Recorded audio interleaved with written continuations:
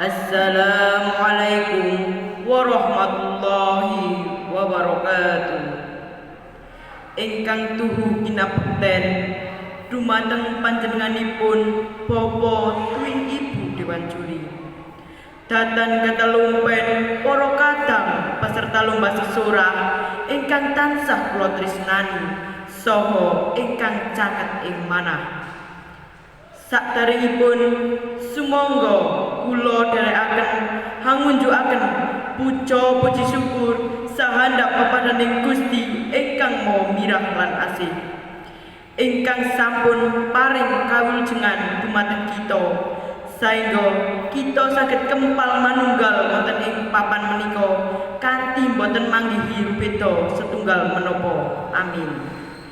Sholawat tuwin salam mugi tansah kajiwa lan kacarira dumateng Nabi Agung Muhammad sallallahu alaihi wasallam ingkang badhe paring syafaat dumateng umatipun ing alam donya dumugi ing alam akhirat.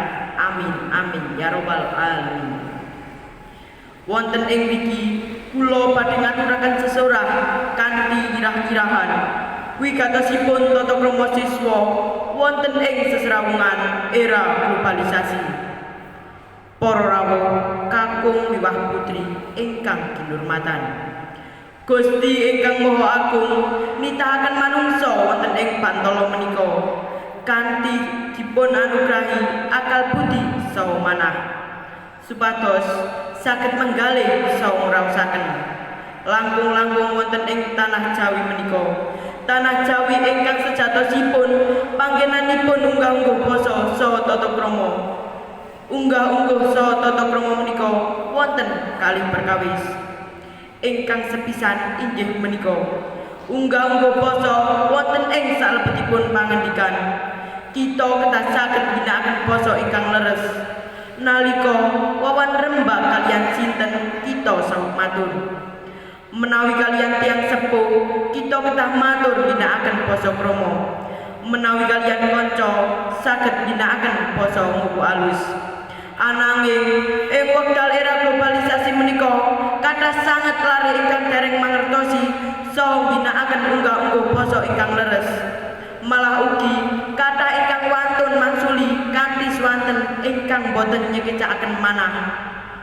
Kamangka sejatosipun unggah-ungguh basa menika piranti kangge ngurmati tiyang sanes khususipun dumateng tiyang sepuh. Menika sampun dipun ngendikaaken Kanjeng Rasul wonten ing satunggaling hadis. Laisa minna man lam yarham shagirona wa yuqir kabirona. Ingkang artosipun sanes golongan kita tiyang ingkang boten tresnani ingkang langkung enem utawi boten purun ngurmati dumateng ingkang langkung sepuh. Sampun cetha bilih saking hadis menika Kanjeng Rasul paring dawuh supados kita saged tresnani ingkang langkung enem ugi kedah ngurmati dumateng ingkang langkung sepuh. Pramila sumangga kita sedaya ngamalaken ingkang sampun kaserat wonten ing hadis kala wau kanthi ginakaken unggah-ungguh saha tata krama ingkang leres. Para rawuh ingkang dahat kinurmatan, ingkang kaping kalih inggih menika unggah-ungguh supasita utawi tata krama solah bawa. Tata krama solah bawa menika wonten kalih perkawis. Inggih menika tata krama solah bawa tindak tanduk saha tata krama ngangge rasukan. Kalih-kalihipun sami wigatosipun tumrap pagesangan. Ananging ing wekdal era globalisasi menika kathah sanget muda-mudi ingkang dereng mangertosi saha ginakaken tata krama solah bawa menika. Saengga kathah ingkang sami wantun dumateng tiyang sepuh.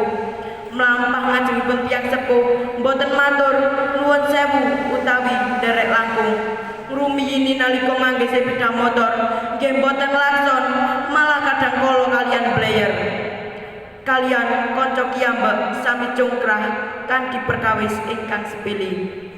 Tuladhanipun kados tawuran para lare sekolah ingkang dadosaken kurban dumugi pati.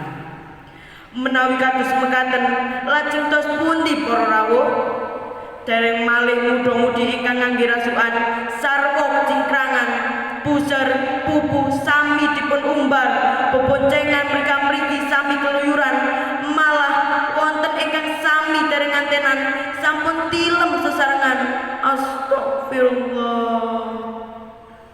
Para rawuh kakung miwah putri ingkang kinurmatan, pramila sumangga kita mbudidaya supados muda-mudi ing generasi era globalisasi menika saged mangertosi saha boten nirwakaken unggah-ungguh saha tata krama solah bawa kanthi cara dipun wiwiti saking pribadi piyambak, supados biasaaken ginakaken unggah-ungguh basa ingkang leres, nglampahi tingkah laku ingkang sae saha ngangge rasukan ingkang boten nerak waler agami.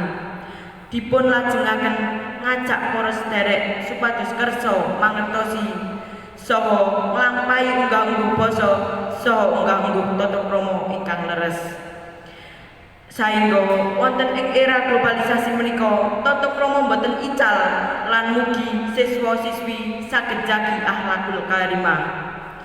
Ing wasana cekap semanten mbok bilih wonten pamatur kula wiwit purwa madya lan wasana kathah kekiranganipun ingkang menika kiranging basa tuwin trapsila nyuwun agunging pangaksama kupat lepet kecemplung santen sedaya lepat kula nyuwun ngapunten. Wassalamualaikum warahmatullahi wabarakatuh.